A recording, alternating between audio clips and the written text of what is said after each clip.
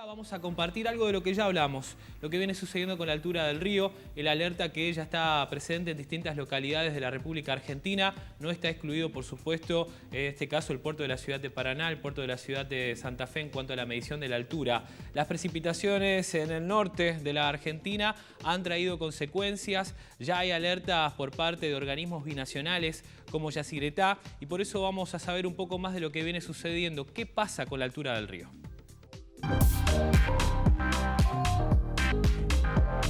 Luego de las intensas lluvias que se produjeron en el sur de Brasil, en la provincia de Misiones y el este de Paraguay, se renovaron las alertas en esta época del año ante una inminente crecida del río Paraná.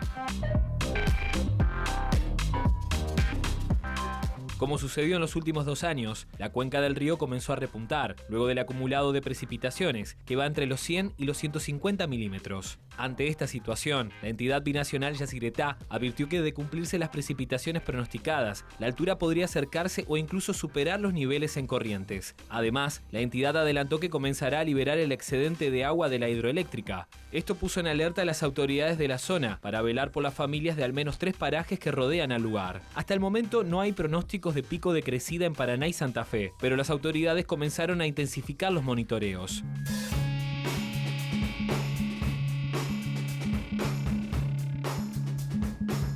Oscar Duarte, jefe del Departamento de Hidrología de la provincia de Entre Ríos, aseguró que las lluvias en el norte posiblemente generen un aumento en los niveles normales del río Paraná. Si bien es una crecida ordinaria, los pronósticos de lluvia que hay pueden modificar la altura actual, que es de 3,42 metros. Según Duarte, lo que sorprende de esta situación es que en los últimos años las lluvias llegan en invierno. Lo que pasó en estos 2 últimos años anteriores, también lo mismo pasó este año, es que está lloviendo en invierno y está provocando crecidas cuando no es, digamos, no corresponde. Generalmente los valores normales están en abril y en noviembre y diciembre, lo cual esta época es totalmente normal. Por todo esto se requirió atención a las autoridades de aplicación vinculadas con el alerta hidrológico y la defensa civil, así como para las organizaciones o los individuos dedicados a las actividades productivas en el valle fluvial del río Paraná.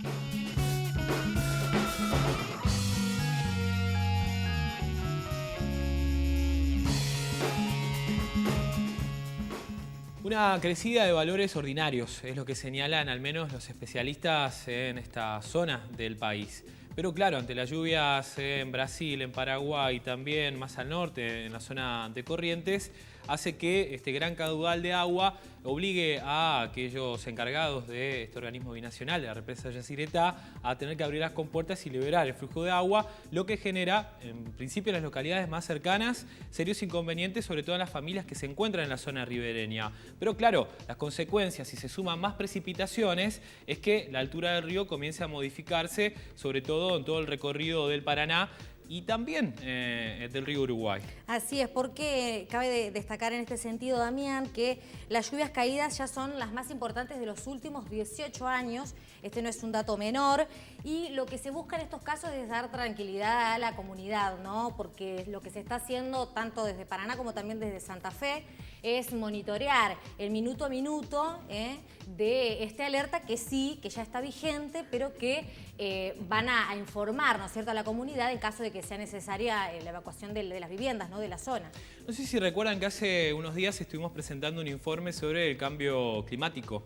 Sí. Y hablábamos de los cambios que ya estamos percibiendo. Justamente no es menor el dato que hace 2 o 3 años las lluvias llegan en invierno, estas intensas lluvias llegan en invierno, algo que no ocurría antes. Y esto tiene que ver justamente con el cambio climático. Por eso el alerta respecto de lo que viene sucediendo y los efectos. Pues los efectos son múltiples. Esto trae aparejado inconvenientes económicos y también el cambio, la modificación en lo que hace actividades típicas. Sí, y además hay que decir que la lluvia también, por cómo está el clima y demás, a veces se dan de manera inesperada. Claro. Muchas veces la crecida del río viene por ahí y que uno no lo tenía planificado ni nada porque llueve.